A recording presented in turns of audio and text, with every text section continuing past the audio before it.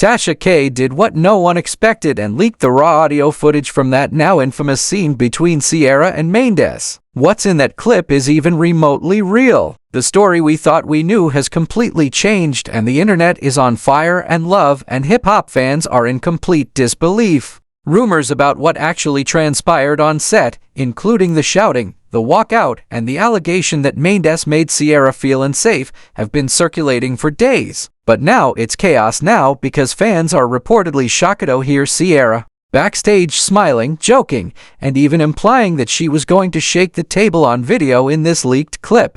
Mendeecees and Yandy. People who claim they're tired of remaining silent while a false narrative goes out of control are at the center of it all. Some claim she set it up while others question whether VH1 knew it was fake all along. K didn't just leak the video. She also provided commentary, timestamps, and names. What's worse, when Tasha K uploaded that new video to her channel, nobody knew what was going to happen. She didn't even title it with her typical all-caps energy. Just a simple, quiet warning. You're going to want to hear this. The thumbnail wasn't spectacular either. The reaction is already dividing the cast, the fans, and the franchise itself. This may be the biggest scandal love and hip-hop has seen in years. Tasha began the video slowly, sipping from her wine glass as if she wasn't about to turn hip-hop and love upside down. It was just her sitting in her studio, one eyebrow raised as if she already knew the storm she was about to cause. But the moment you clicked play, it was over. She had recordings, receipts, and no plans to hold back. And listen, unless you guys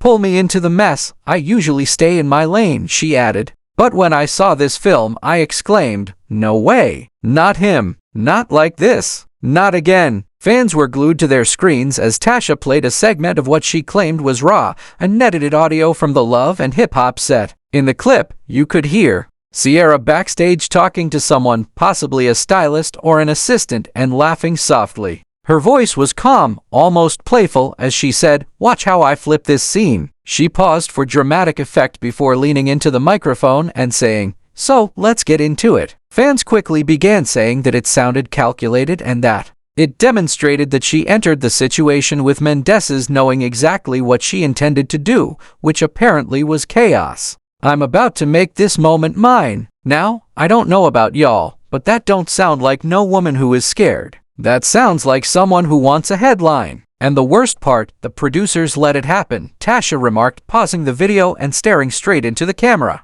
At home, Mendeecees and Yandy watched the Tasha K video together in silence while the living room was dark and the blinds were barely open. Meanwhile, fans were already rushing with the leak on social media, with screen captures going viral on all platforms and captions like "caught in 4,000 in, and so she really lied, huh?" Once again, found himself at the center of a storm. He didn't start. Mendeecees leaned back into the couch and stared at the ceiling, saying, "This is what I was afraid of." Even with proof, people's still going to spin it. Their phones buzzed continuously, but neither of them answered. When the audio began to play and they heard Ciara's voice, Yandy pressed pause and sat motionless. "You really said that?" she whispered.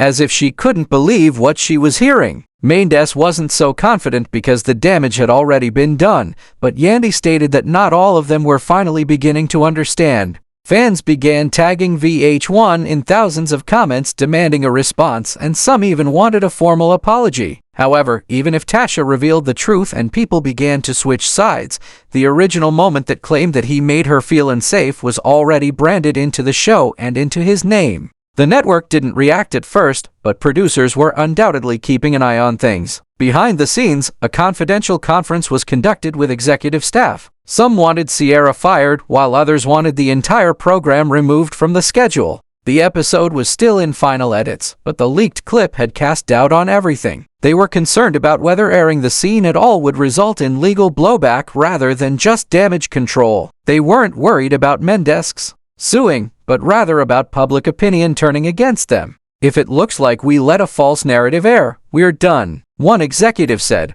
"What if we cut it?" Ciara remained silent while they talked in boardrooms. "Too late. It's already out. The world saw it through Tasha K first," someone else asked. There were no live videos or posts, but quiet didn't stop the storm and people began to dig. Fans retrieved previous interviews in which Ciara had referred to Mendeecees as aggressive. A few cast members liked suspicious tweets and won makeup. Artists even wrote, "That's why I keep my camera rolling on set. People be acting." They started to wonder if she had been fabricating this plot for months. And as it all unfolded online, Mendeecees received a call. The show's producer, with whom he had collaborated for years and whom he had previously trusted, stated, "We're trying to fix this. We didn't know it would blow up like this," and retorted, "You allowed it to happen. You rolled the cameras and saw her say it. We assumed it would remain between you two just for the scene." Mendeecees stated, "This is my real life, my real name, and my real family.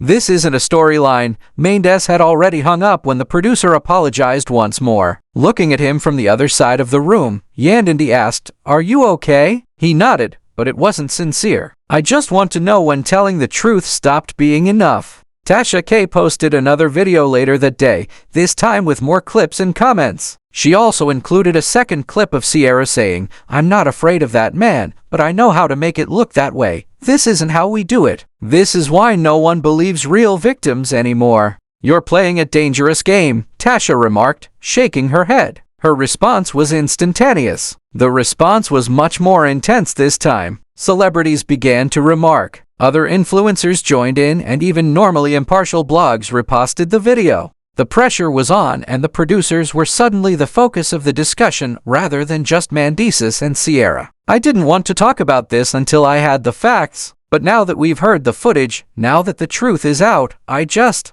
want to say as a wife, as a mother, as a woman, I'm hurt." Yandy went live for the first time since the leak, discussing the network and whether reality TV had finally gone too far. Her eyes were heavy, but her voice was calm, angry that my husband's identity was briefly brought up in the public eye. Hurt that our co-workers failed to shield him, and hurt that anybody would use fear as a plot device. Supporting comments poured in and fans shed tears. In the midst of all that love, a new question began to emerge. If Ciara truly planned this moment, who assisted her in doing so? The atmosphere surrounding the entire scandal changed just hours after Yandy's live broadcast. Previously, there had been confusion. Some people sobbed in the replies. Others apologized for ever doubting Mendeecees. With the leaked clips out and Tasha K dropping bombs left and right, there was a sense of collective outrage building. And not just at Ciara, everyone's eyes were now on the people behind the camera, the ones who knew what was really happening and let it play out.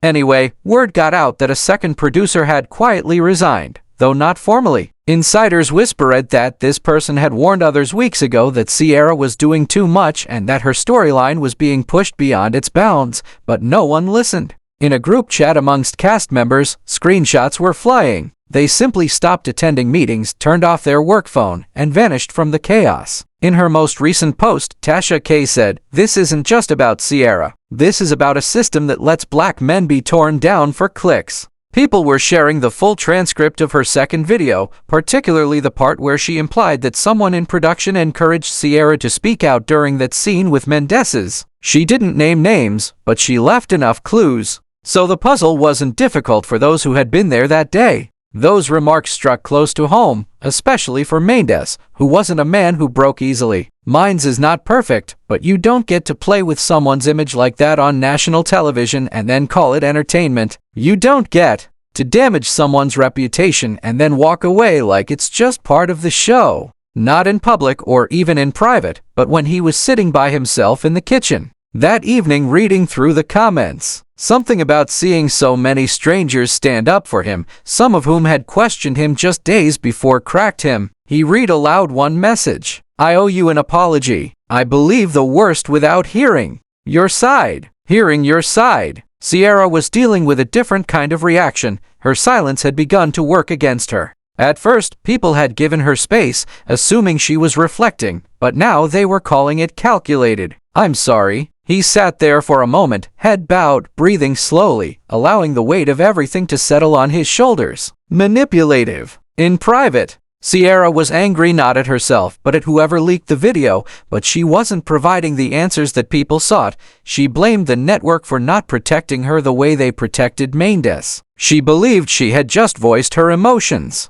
In that scene, Perhaps she had been dramatic or said some inappropriate things off camera, but she didn't see it as a lie. Rather, she saw it as her truth wrapped in entertainment, and that had always been sufficient for her. But now that she was losing control of the story, one of her best friends, a person from Glam, tried to warn her, saying, "Girl, people are returning on you. You might need to say something." "Say what?" "That I didn't mean it. That it wasn't real because it was." Sierra said, "Maybe it wasn't how they heard it, but it was real to me." The friend said, "They don't care about that. Right now. They care about how it looks, and right now, it looks like you lied." She didn't answer, and by the next morning, Sierra's brand deals had begun to back out. Although nothing official had been said, the message was clear. One beauty sponsor paused her promotional campaign, and a boutique with which she had partnered archived their collaboration posts because they were watching the backlash and didn't want the smoke. On the other hand, Yandy's fan base was expanding and she had more supporters than ever before. One remark even stated, "We watched Yandy protect Mendeecees when no one else did. This is what real love looks like." It wasn't just sympathy, it was admiration, and Yandy sensed the change. People were describing her as strong and graceful. She and the man still had to decide what to do next though, because admiration couldn't reverse the damage that had already been done. The network contacted them again, but this time it wasn't simply a producer, it was someone further up, and they requested a meeting either in person or virtually. Mendeecees agreed, but with one restriction. "I want to say my piece unedited on camera." They wanted to discuss how to move forward and what might be done to put things right. "You mean like a confessional? No cuts, no prompts, just me talking." The executive paused. "I mean a statement, my truth, and if you guys want me back, that's the only way it's happening," he replied. They agreed, and the following day, they filmed it. It was simple with only one camera, a plain background with Mendeecees sitting motionless and staring straight ahead. His speech was not theatrical. "I've made mistakes in my life. Everyone knows that. I've paid for them. I've done my time. I've worked to be better," he said, sounding like someone speaking the truth. "And I returned to this show with the hope that perhaps, just possibly, I could show people the man I've become, not the man I was before." However, what transpired over the last few weeks broke something inside of me, because it made me realize how simple it is for someone to cast a shadow over your name and get away with it, and how difficult it is to erase it, even when it's a lie. At the conclusion, his voice faltered for a little moment before he stopped, glanced down, and nodded. They then turned off the camera, and the uncut video was forwarded to legal for examination. People were comparing Sierra's scene to other moments from other shows, saying it felt too familiar, too convenient to produce, and somewhere in Atlanta. Another cast member was silently watching it all unfold. While they were debating how to use it, the fans had already made up their minds. Clips from Tasha K's leaks were now included in fan-made montages, and the hashtags were growing with #Justice for Mendeecees trending. It was Erica Mena. She had been silent since the scandal began, had not liked anything, and had not posted, but she had been observing. And what she was going to do would make everything worse. Erica Mena was a storm in heels, constantly watching, constantly waiting. And in times like this, when the internet was on fire and the cast was falling apart, she knew exactly when to jump in, not to help, not to fix.